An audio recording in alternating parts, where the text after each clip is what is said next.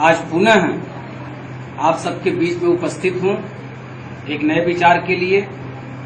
सबसे पहले आप सभी लोगों को जय सर्वश्रेष्ठ। और मैं वीडियो बनाने की जैसे ही तैयारी किया वैसे ही हमारे दो साथी रमेश जी और अनिल जी, ये दोनों लोग मिलने चले आए। तो हमने कहा अब आप लोग आए हैं तो बताइए, कुछ पूछना चाह रहे थे आप रमेश जी। मैं ये जानकारी चाह रहा था कि जो हमारे देश में बेरोजगारी है उसको आपकी पार्टी या आप किस तरह से दूर कर सकते हैं? देखिए रमेश जी, ये सवाल लगभग हर उस नौजवान का है जो भटका हुआ है और वो काम की तलाश में है। आपको याद होगा कि एक समय ऐसा था जब पूरी चरम सीमा पर जमींदारी प्रथा, बाल विवाह प्रथा, सती प्रथा, इस तरह की कुरीतियां समाज में बहुत हावी थी। इन कुरीतियों को समाप्त करने के लिए सर्वप्रथम राजा राममोहन राय ने एक आवाज उठाई। तो आप ये मत समझिए, क्योंकि उस वक्त ये सवर्ण समाज पूरी तरह से हावी था, जो किसी पति के मरने पर उसकी स्त्री को चिता पर बैठा करके जिंदा जला देता था उसके शव के साथ। ये देख करके जब राजा राममोहन राय जी को बर्दाश्त नहीं हुआ तो उन्होंने एक आवाज उठाई। और इस मिशन में जो लोग यहाँ के लोग थे, जिनकी भावनाएं थी कि हम इस मिशन में राजा राममोहन जी का साथ देंगे, वो हजारों लाखों लोग खड़े हो गए।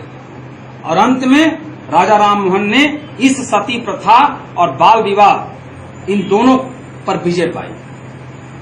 और उसी तरह से जब जमींदारी प्रथा और पटवारी प्रथा, यानी श्रीवास्तव को जो जाति लाला थी, लेखपाल की नौकरी इन्हीं लोगों को दी जाती थी। ऐसी स्थिति में एक ऐसे महापुरुष का उदय हुआ, चौधरी चरण सिंह नाम है। वे जैसे ही बैठे सत्ता पर, एक रात में जमींदारी और पटवारी को समाप्त कर दिया। उसी तरह से बेरोजगारी को भी समाप्त किया जा सकता है। लेकिन बेरोजगारी में और सती प्रथा और बाल विवाह और जमींदारी प्रथा, पटवारी प्रथा में थोड़ा सा अंतर है। अंतर क्या है? आप देखिए, एक आदमी दुकान खोल करके दिन भर में लाखों रुपए का टर्नओवर कर रहा है और अपने बिजनेस के रूल्स को किसी को बताता नहीं कि अगर बता दूंगा तो ये भी जान जाएगा और ये भी दुकान खोलेगा। ठीक, बहुत सी ऐसी कलाएं हैं। जलेबी बनाने की कला है, इलेक्ट्रॉनिक बोर्ड बनाने की कला है, पंखा बनाने की कला है, तमाम चीजों की कलाएं लोगों के हाथ में मौजूद है। लोग बांटना नहीं चाहते। और हमारी सरकार एक महीने में, जैसे एक रात में जमींदारी पटवारी को समाप्त कर दिया चौधरी चरण सिंह जी ने, उसी तरह से जो भी नेता कुर्सी पर बैठ रहा है उसको इतना पावर है कि वो भी एक महीने में चाहे तो बेरोजगारी समाप्त कर सकता है। जैसे कैसे? इस भारत देश में कुल कितने महानगर हैं? कितने महानगर हैं? 4। कलकत्ता, मुंबई, दिल्ली और मद्रास। ये जब से मैं पैदा हुआ हूं तब से ये मात्र 4 महानगर हैं। इसको 8 नहीं किया जा सकता, इसको 12 नहीं किया जा सकता। अरे करना क्या है जरा बताइए हमको, क्या करना है इस महानगर को, एक महानगर और बनाने में क्या करना है? इतनी दूरी पर बसे हुए हैं। दिल्ली से मद्रास की दूरी अगर आप देख लें कम से कम 1800-1900 किलोमीटर है। अगर दिल्ली से मुंबई की दूरी देख लें कम से कम 1200-1400 किलोमीटर है।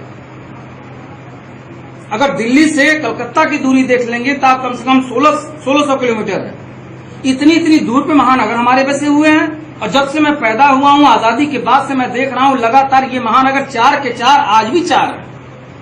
सरकारें बहुत सी आई, बदली, तख्ती बदली, लेकिन ये 4 महानगर ही हैं। और आपको मालूम है दिल्ली की जो महानगर है वहां ओखला इंडस्ट्री जो क्षेत्र है, एरिया है, फेज 1, फेज 2, फेज 3, कितने थर्ड हैं वहां पे? सब में जानते हैं, सब में प्रोडक्शन की ओर होता है।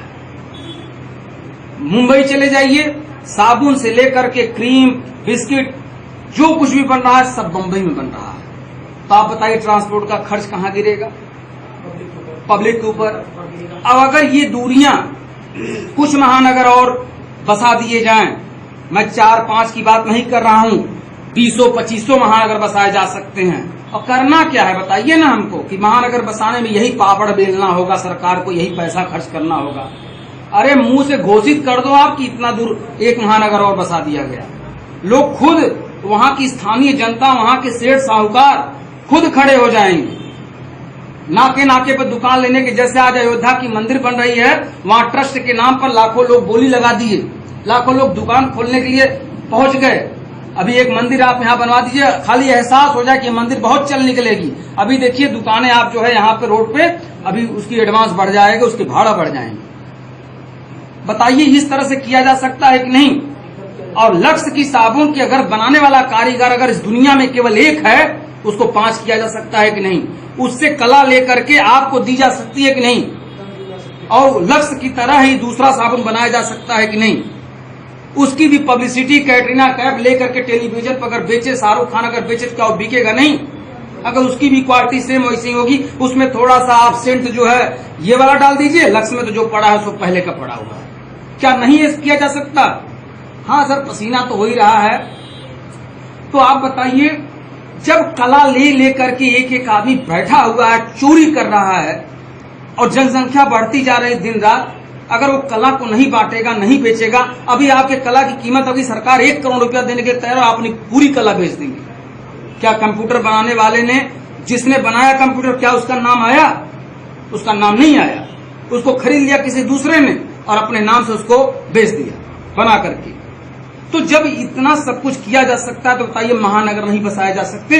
अगर महानगर बसेंगे तो कंपनियां खुलेंगी, कंपनियों के मालिक को चाहिए कारीगर, हेल्पर, तो बताइए उनको मिलेगा रोजगार की नहीं? एक प्राइवेट मालिक है, बस चला रहे हैं, उनको सरकार थाने वाले पैसा लेकर हर महीने उनसे बस चलवा रहे हैं, वो 1 का 13 किराया ले रहे हैं। सरकारी भाड़ा, ट्रेन का भाड़ा कितना है? अगर ट्रेनें ही चलवाई जाए, जैसे दिल्ली में मेट्रो चलती है, लखनऊ में मेट्रो चलती है, तो क्या जौनपुर में, बनारस में मेट्रो नहीं चल सकती? सब जगह चल सकती है, लेकिन ये करना नहीं चाहते।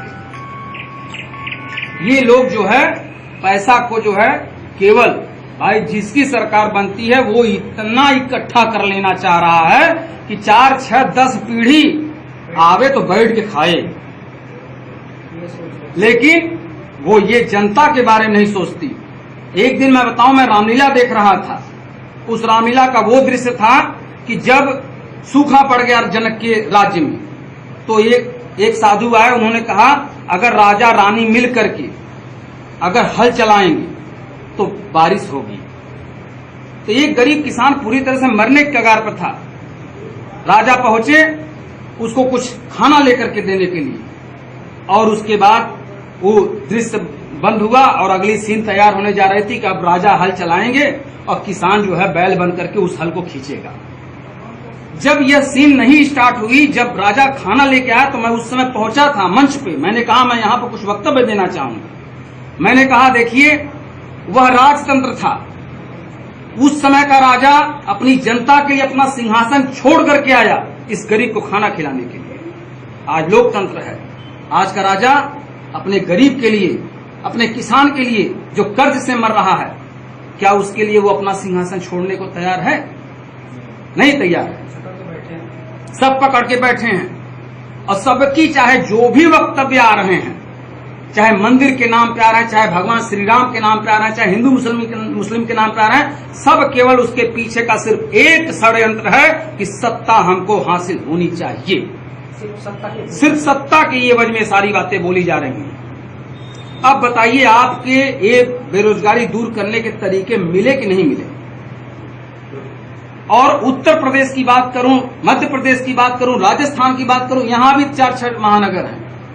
कानपुर, वाराणसी, ठीक, यही लखनऊ, यही सब है ना? क्या इसको और तब्दील नहीं किया जा सकता है? तहसीलें और नहीं बढ़ाई जा सकती? जब जान रहे हो एक तहसील में आदमी 30-30, 40-40 किलोमीटर दूर से आ रहा है, तो विधानसभा स्तर पर तहसील खोलो ना। नहीं खुल सकती। खुल सकती है। बताइए बेरोजगारी दूर होगी कि नहीं होगी? हैं? जनसंख्या हमारी जिस तरह से बढ़ रही है, पहले इसी आप दीवानी कचहरी न्यायालय में अगर कभी गए होंगे तो देखे होंगे बहुत दूर दूर तक लोगों का बिस्तरा लगा रहता था, तख्त।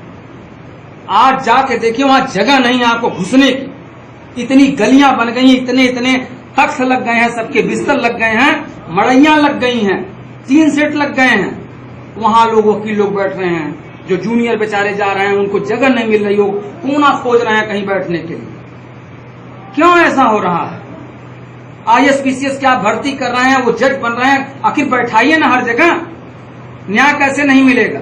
एक गाड़ी कागज का चालान हो जाता है, लोग आदमी दौड़ते रहते हैं, जब तहसील दिवस लगेगा तब उनका छूटेगा। हैं? कोर्ट में कागज भी जल्दी मतलब देखभाल कुछ नहीं हो रहा है। तो बताइए ये सब करने के लिए क्या नहीं किया जा सकता? सरकारें कर नहीं रही हैं। हॉस्पिटल ब्लॉक ब्लॉक में अगर सरकारी हॉस्पिटल होते, हर सुविधा होती, तो बताइए बेरोजगार होता कोई? हाँ? लेकिन सरकार पैसा नहीं खर्च करना चाहती, खाली बताती है ये आएगा तो अच्छे दिन आएंगे। अच्छे दिन किसको कहते हैं? अच्छे दिन वो होता है हमारा बेटा बीमार हो तो हमको रिक्शा खोजने की जरूरत ना हो, हमको गाड़ी का इंतजाम न करना हो। हम अगर 2 लोग भी घर में हैं, अगर थोड़ी सी भी ताकत है, हम उसको ढो करके लेके चले जाएं। इतनी होनी चाहिए थी हमारी सुविधा। लेकिन ये सरकार पूरा अपनी पीढ़ियों के लिए केवल इकट्ठा कर रही है, चाहे जो भी सरकार बनती हो। अगर करना चाहे तो लोग कर सकते हैं, बेरोजगारी दूर हो सकती है, किसी का कोई सवाल नहीं होगा। लेकिन नहीं, हमें तो भटकाया जा रहा है, हमें तो लपेटा जा रहा है, हमें तो भावनात्मक मार मार रहे हैं। जैसे फिल्में बनती है ना, तो हमारी भावनाओं पे आधारित अब रिक्शा वाला आया है, वो लड़की का वो देखने, हिलाने वाला देखने, तो उसको मसाला डॉक्टर देगा ना। है? जो मारपीट करने वाला विध्वंसक प्रवृत्ति का, वो तो फाइट देखने आ रहा है ना। लेकिन जो इमोशनल है, वो इमोशनल चीजों पर ध्यान दे रहा है। जो पारिवारिक दृष्टिकोण से देख रहा है, उसको परिवार में कैसे कैसे रहना चाहिए वो देख रहा है। जो राजनीति के लिए आया है, वो राजनीतिक दृष्टिकोण देखेगा उसको। तो हर एक का अलग अलग दृष्टिकोण होता है। उसी तरह से समाज में सबका दृष्टिकोण का ध्यान रखना होगा डायरेक्टर की तरह, कि भाई किसको क्या जरूरत है। किसान कर्ज नहीं भर पा रहा है, अरे भाई आप फ्री में ये दे सकते हो, वो दे सकते हो। किसानों का कर्ज एक बार माफ नहीं कर सकते, पूरा कर सकते हैं। इनके पास क्षमता है, अरबों अरबों रुपए लगा करके ये लोग एक एक सांसद विधायक लोग को चुनाव लड़ा देते हैं, किसानों का कर्ज दूर नहीं कर सकते, केवल जीतने के चक्कर में कुछ भी कर रहे हैं। मैं ये कह रहा हूं, ये करना चाहें तो बहुत कुछ कर सकते हैं, नहीं कर पा रहे हैं। आप संतुष्ट हुए कि या नहीं? पूरा आइए यहाँ से अपने बताइए कि ये और क्या चीज आप समझे और कैसे दूर हो सकता है। नमस्कार, जय सर्वश्रेष्ठ। मैं आपकी बातों से बहुत ही संतुष्ट हुआ। अगर इस तरह से हो तो हम समाज में लोगों को रोजगार मुहैया करा सकते हैं और संभावनाएं हैं। आपसे उम्मीद है आगामी चुनाव में आप सफल होकर आए और लोगों को उस तरह, उस दृष्टिकोण से रोजगार परक बनाए। धन्यवाद।